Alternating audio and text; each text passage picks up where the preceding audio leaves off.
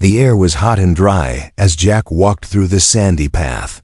He had followed Lyra, the alien girl, all morning. She was fast, playful, and full of mischief. Her purple eyes sparkled with excitement as they reached the ancient ruins. It was a quiet place, hidden deep inside the desert of her planet. Old stone walls stood tall, covered in strange glowing symbols. Jack looked around and wiped the sweat from his face. "This place looks serious," he said, trying to hide his nervous voice. Lyra laughed and turned to him, her silver hair moving in the wind. "Don't worry, human. It's just an old temple," she said, teasing him. "Nothing dangerous in there, just dust, silence, and maybe some ghosts." Jack raised an eyebrow. "You sure ghosts aren't real on your planet?" Lyra giggled. "Maybe, maybe not," and walked inside with a skip in her step. Inside the temple, it was dark and cool. The walls were covered with carvings of warriors wearing powerful armor. There were statues with long capes and glowing eyes. Jack followed slowly, his boots making soft sounds on the stone floor. Lyra led him into the main chamber, a big round room with a stone platform in the center. On that platform lay a suit of armor, dusty and old, but glowing faintly with blue lines. It looked strange, like it was made for someone tall and strong. It had a helmet shaped like a beast's head and chest plates that seemed to breathe. Jack took a step back. "What's that?" Lyra smiled. "That's my ancestor's armor," she said proudly. "He was a great warrior, a legend among my people." She walked closer and brushed the dust from it. "It is said no one has worn it for 300 years, she added. Jack nodded, impressed. "Looks heavy, maybe for you," Lyra teased. "But I bet you can't even lift the helmet." Jack grinned. "Oh yeah, wanna bet?" She smirked. "Okay, human, here's the dare, put it on." Jack blinked, surprised. "What? You're joking." "Nope," she said, arms crossed. "Try it, just for fun." Jack hesitated, then shrugged. "All right, let's see if it fits." He walked up to the platform, reached out, and touched the armor. The moment his fingers touched it, the air changed. A low hum began to vibrate through the room. Lyra's smile faded. "Wait. What's happening?" she whispered. Jack looked at her, confused. "I didn't do anything." The armor started to glow brighter, as if it was waking up. Jack's hand moved on its own and grabbed the helmet. It was warm, not metal cold, but alive. Almost like skin. Without thinking, he put the helmet on. The armor's chest piece floated and locked onto his body. One by one, the plates rose into the air and attached themselves to Jack. He couldn't move. His body froze as energy ran through him. Lyra stepped back, her face full of fear and shock. "This isn't supposed to happen," she whispered. "It's not meant for humans." Suddenly, the entire temple began to shake. Dust fell from the ceiling, and the floor cracked beneath them. A loud voice echoed through the chamber, speaking in an ancient alien language. Lyra translated under her breath. "He has returned. The chosen one. The bearer of power." Jack struggled, his eyes glowing through the helmet. "I can't take it off," he shouted, panic in his voice. The armor sealed completely, fitting him like it was made for his body. A wave of energy shot out from the armor and lit up all the carvings on the wall.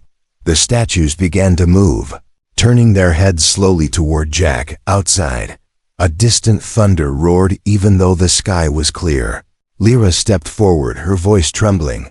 "This armor, it didn't reject you. It accepted you, Jack," she said.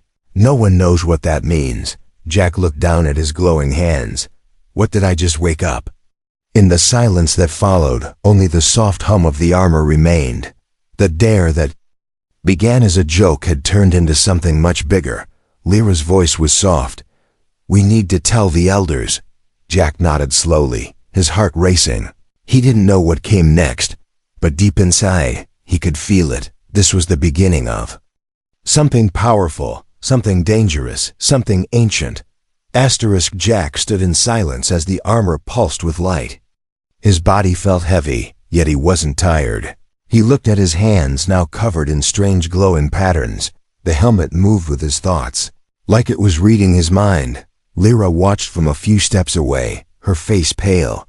She had seen the armor before, but never like this. It chose you, she whispered. More to herself than to him. Jack looked up confused.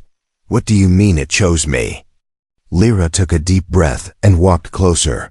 The armor isn't just old metal, she said. It's alive in a way. It was made for warriors of my bloodline. No outsider ever touched it and lived. Jack swallowed. And now I'm wearing it like a second skin. Lyra nodded slowly. This is not normal, Jack. You activated something that even we don't understand. Just then, a loud horn echoed from outside the temple. Lyra's face went tense. The temple guards, she said quickly. They must have felt the awakening. Jack turned toward the entrance. But the armor moved first. His steps felt faster, his balance stronger. Even without training, his body felt better. The guards entered, weapons raised, their eyes wide with fear. They surrounded Jack and Lyra in seconds. One of the elders pushed through the line. He was old, with silver markings on his skin. He stared at Jack with disbelief, then dropped to one knee. The prophecy, he whispered. It's true. The human wears the chosen armor. Jack took a step back. Wait, what prophecy? The elder stood slowly. Long ago, it was written that one knot of our blood would awaken the sleeping armor. He would come not to steal, but to restore. Jack's heart raced. I didn't come to be anyone's savior. The elder looked serious. And yet the armor accepted you. That means you are now its bearer. Lyra stepped forward. What do we do now? The elder pointed to Jack's arm.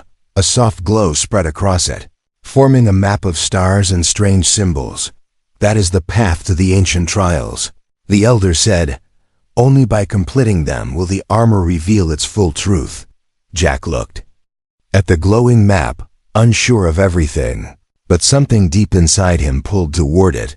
Later that night, in a quiet room lit by crystal lamps, Jack sat alone. Lyra entered, carrying food and a small crystal book.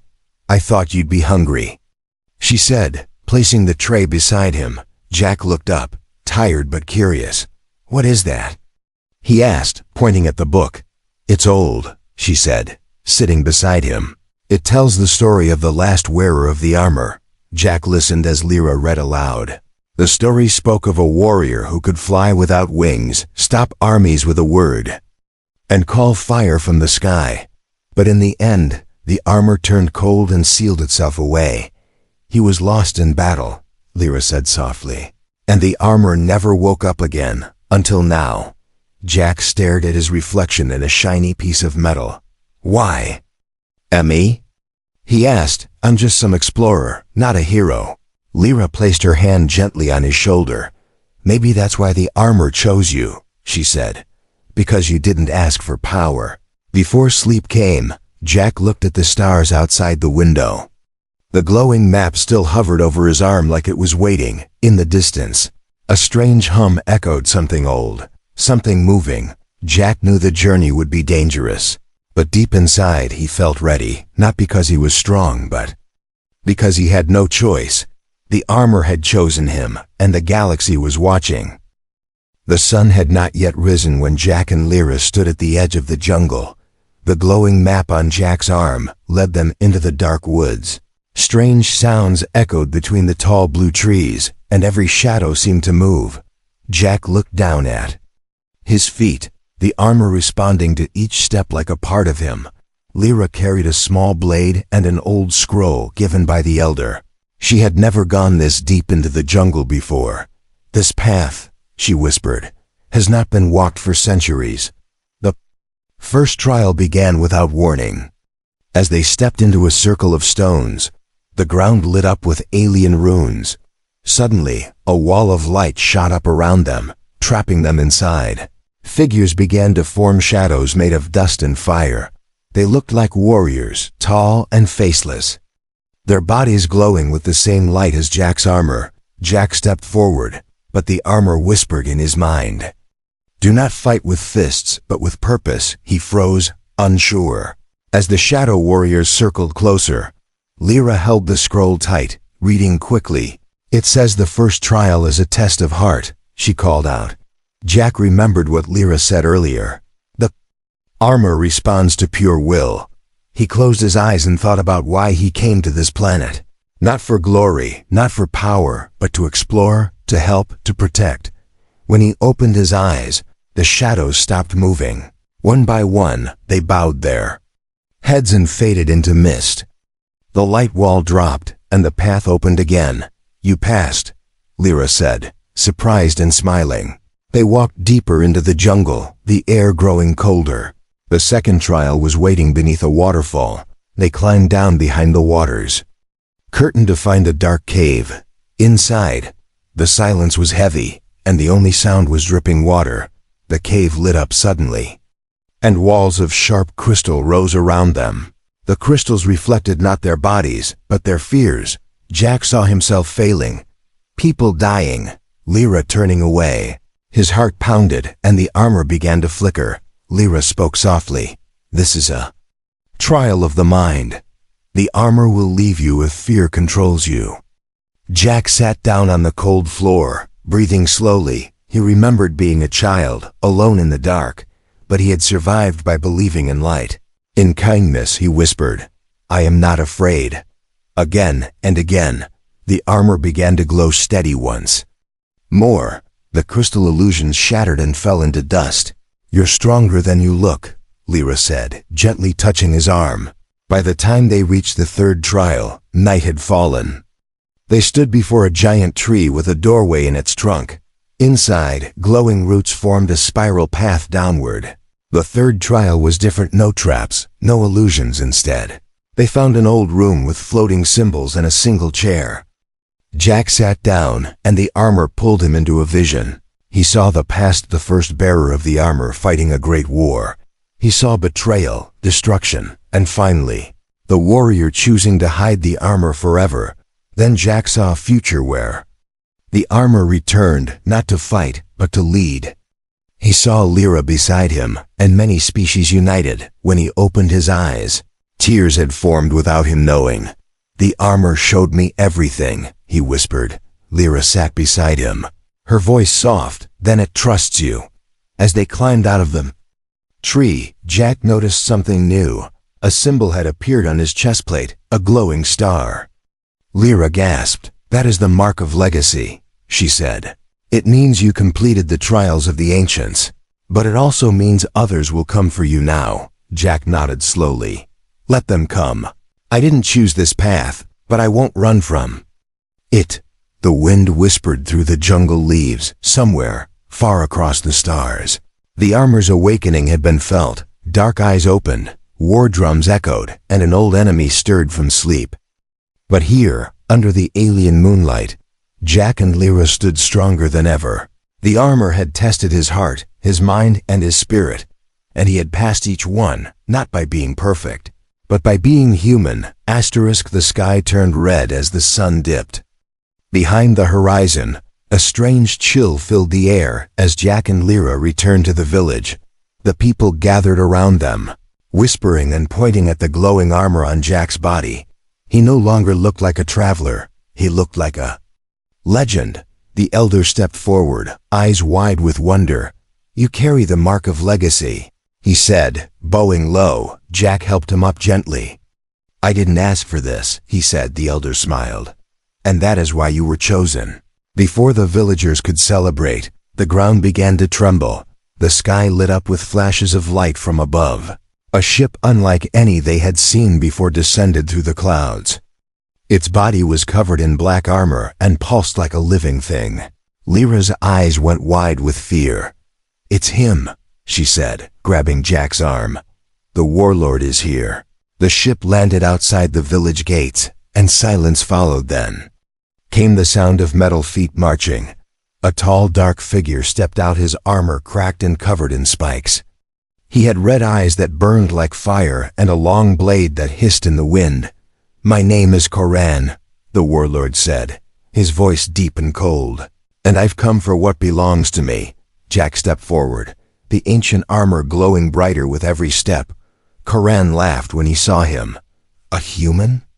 This is a joke, he snarled. Lyra moved to stand beside Jack, but he gently pushed her back. "This is my fight," he said softly. Without warning, Koran rushed forward, his blade slicing through the air. Jack blocked it with his arm, sparks flying.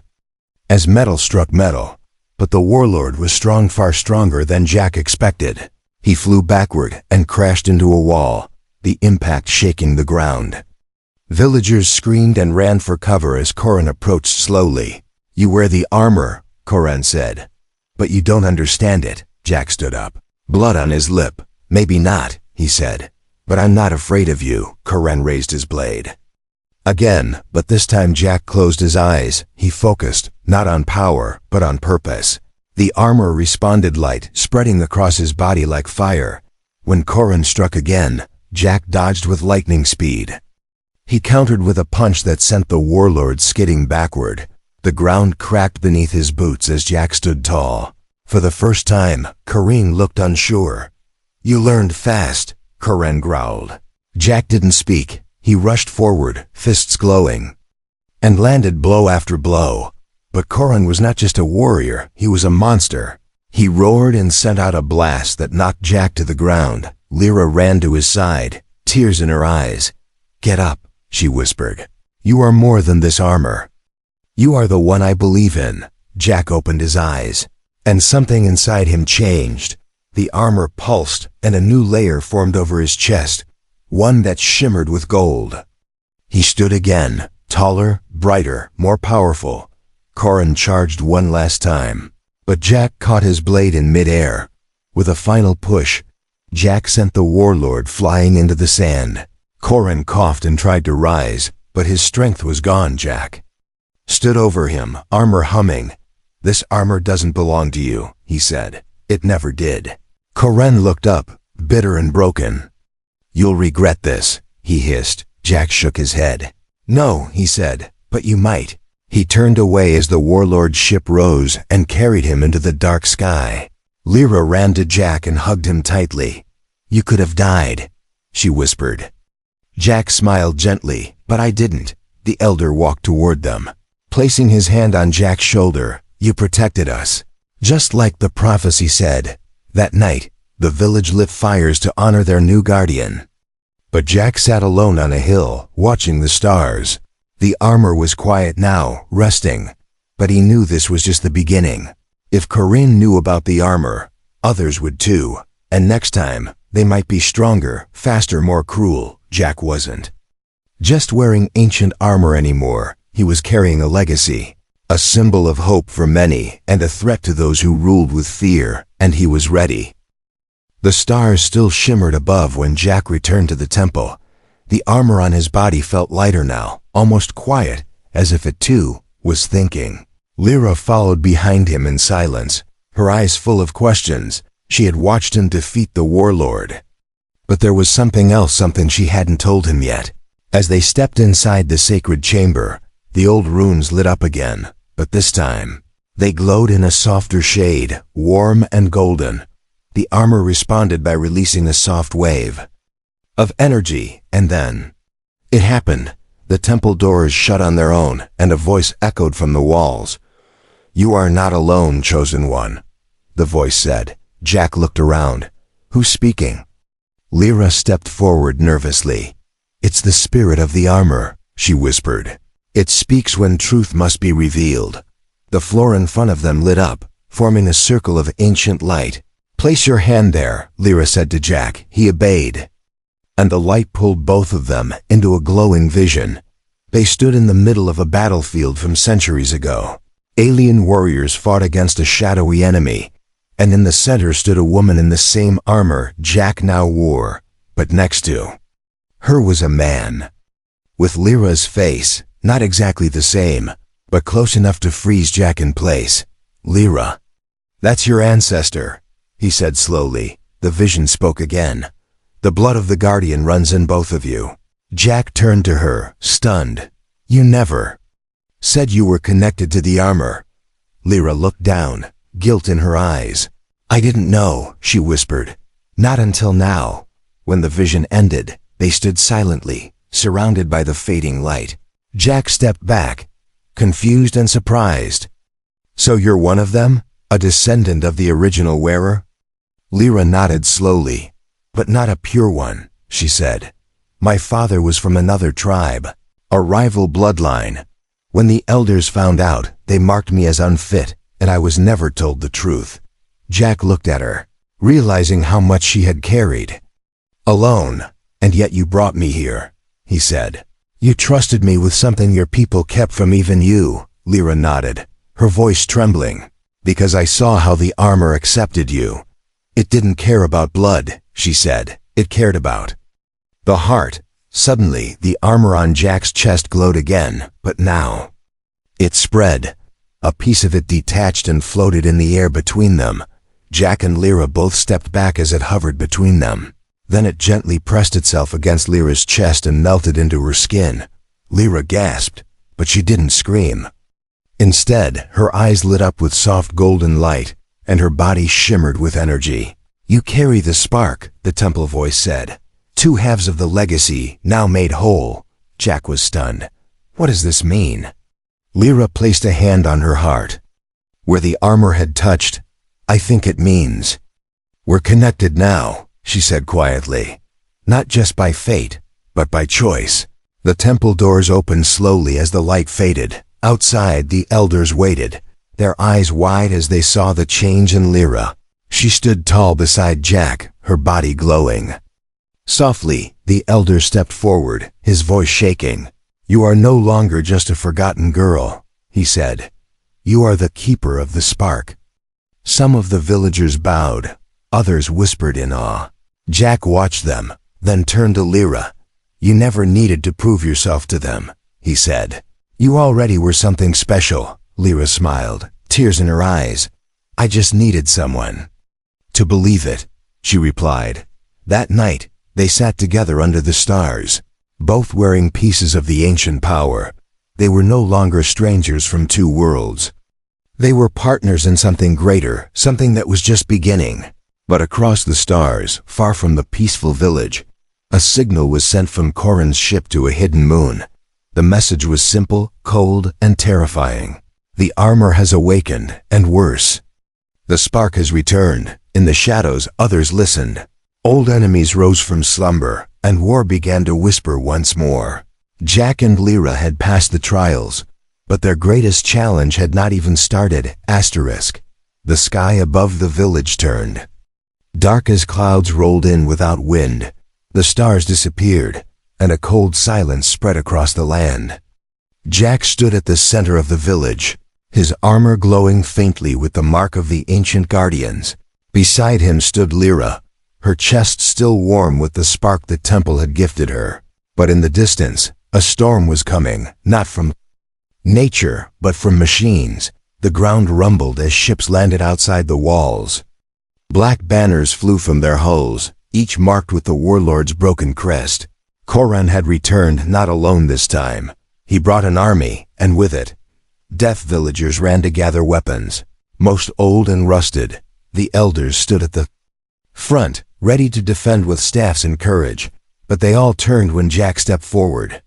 His armor now changing again, it wrapped tighter around him, forming a new layer of golden black, sleek, powerful, and alive. Lyra placed her hand on his shoulder. You don't have to fight alone, she said. I'm not, Jack replied, looking around. I have you. Then he turned to the people, raising his voice. This is our home, he said. We stand together or we fall alone. We may be few, but we have something they don't. Purpose, the villagers shouted back with raised hands and hope in their hearts. The sound shook the air, louder than any war horn. As the enemy moved in, Jack ran to the front gates. The armor lit up fully, and wings of light unfolded from his back. With one leap, he flew into the air, leaving trails of energy behind. Lyra followed from the ground, her spark guiding her steps. Together, they led the charge. Enemy soldiers rushed in with heavy boots and laser rifles, but Jack was faster, sharper, a blur of light and steel. He slammed into the first wave like a star crashing to the earth. Every move of his hand released a shockwave. Every step he took cracked the soil beneath him. Corran watched from his ship, furious. "This human," he growled, "is becoming more than just a threat." His generals nodded, but fear was clear in their eyes. Corran raised his blade and roared, "Bring the Titan!" From the largest ship, a metal beast dropped to the ground. It stood twice as tall as the village walls, its body covered in spiked armor. It had no face, just glowing red eyes and a mouth that screamed with machines. The Titan marched forward, crushing everything in its path. Villagers screamed and ran, but Jack landed in front of it. He looked up calm, then whispered, "Let's see what you've got." The Titan swung its massive arm, but Jack dodged midair. He spun around and delivered a punch to the chest that sent ripples across the beast's armor. It staggered but didn't fall. Instead, it grabbed Jack mid-flight and slammed him into the ground. The village shook, dust flew, and silence followed. Lyra ran toward the crater, her heart racing. "Jack!" She screamed, but then, from the smoke, Jack rose slowly, his eyes glowing brighter than ever. The armor had formed a second skin beneath the cracks. He was not broken, he was rising. Lyra raised both hands, her spark bursting into light. The two energies connected, armor and spark merging in a golden stream that wrapped around Jack. He launched back into the sky, this time flying with full power. He dove straight into the Titan's chest, tearing it open with blazing fists. The beast roared one last time before falling to its knees, then exploding into light and ash. The battlefield went silent. Enemy soldiers dropped their weapons and ran. Corran watched in disbelief, his face twisted in rage. He shouted curses in ancient tongues as his ship pulled away from the flames. Jack landed gently, the armor pulsing with peace instead of war. Lyra ran to him, and the villagers followed. Cheering, crying, the elder walked up and bowed. "You are not just a warrior," he said. "You are the flame that woke the forgotten hope." That night, there was no fear. There was music, fire, and joy. Children ran around the temple, and the stars returned to the sky. But Jack did not sleep. He stood outside, looking at the horizon. "I'm ready for what's next," he whispered. "Let them come," because now he was not just a human. He was the one who wore the armor, and the galaxy would remember his name. The morning after the battle came quietly. Birds returned to the sky, and warm sunlight touched the broken stones.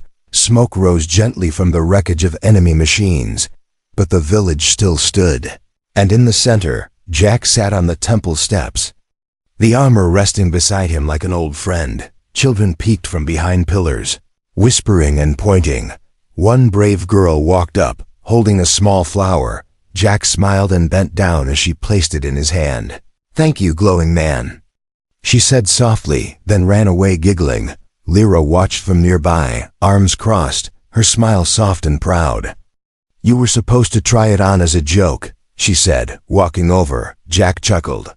"And now I can't take it off without glowing in the dark." They both laughed, but there was something deeper in their eyes. Not just humor, understanding, respect, connection. The armor had changed them both. Jack had come to this planet with a backpack and a translator. Now he stood as a guardian, a symbol, a legend, and Lyra, once unsure of her bloodline, now stood with her head high. She was the keeper of the spark, and in the hearts of her people, she was more than enough. The elders gathered near the sacred flame, calling for Jack and Lyra. A ceremony had begun, one that hadn't been performed for centuries. They wore robes of silver and spoke in old tongues. Then the elder raised a crystal staff and pointed toward Jack. In the time of shadows he came not to conquer, but to protect. In the time of fear he stood not alone, but with love. "He is the flame bearer," the elder said. "And this is no longer just our story, it is his too." Lyra stepped forward and placed a hand on Jack's shoulder. She spoke loudly so all could hear. "He did not choose the armor," she said, "but he chose us. And because of him, we now stand free." The crowd roared with cheers, and Jack felt his chest tighten. Not from battle, but from something stronger. Gratitude, belonging, love later. That night, As stars filled the sky once more, Jack and Lyra sat atop the temple roof. A gentle wind blew through the trees, carrying songs from the fires below. "Do you ever miss Earth?" Lyra asked, her head resting on his shoulder. "Sometimes," Jack replied. "But I think I found something more important here." She looked up, curious. "What's that?" Jack smiled, his eyes on the stars. "A reason to stay," she didn't answer. With words, only leaned closer. The spark inside her glowed softly, matching the faint pulse of his armor. Two lives from two worlds, now walking the same path. Suddenly, the armor beside Jack lit up once more. A quiet hum filled the air, and an old voice spoke within his mind. "The bearer has passed the final trial, not of power but of purpose. Now the choice is his." Jack looked down at the armor, confused. Then it floated into the air, shining like a star, piece by piece. It began to separate. The armor no longer needed to protect him. It had fulfilled its mission. But instead of fading away, it reshaped. A small piece settled in his palm, a glowing crystal the size of his thumb. It pulsed like a heartbeat. Lyra reached out and touched it. "It's yours now," she whispered. "A part of it." "And a part of you." Jack closed his fingers around the crystal and felt warmth rush through him. He had not lost the armor. He had earned its trust, and with that, the temple doors closed behind them. Not in warning, but in peace. The story of the armor had ended, but a new story had just begun. In the coming days, songs were sung about the human who wore the sacred armor. Tales spread from world to world. Some said he was a god. Others called him a ghost, but those who truly knew him called him Jack, the man who wore it as a joke and became a hero.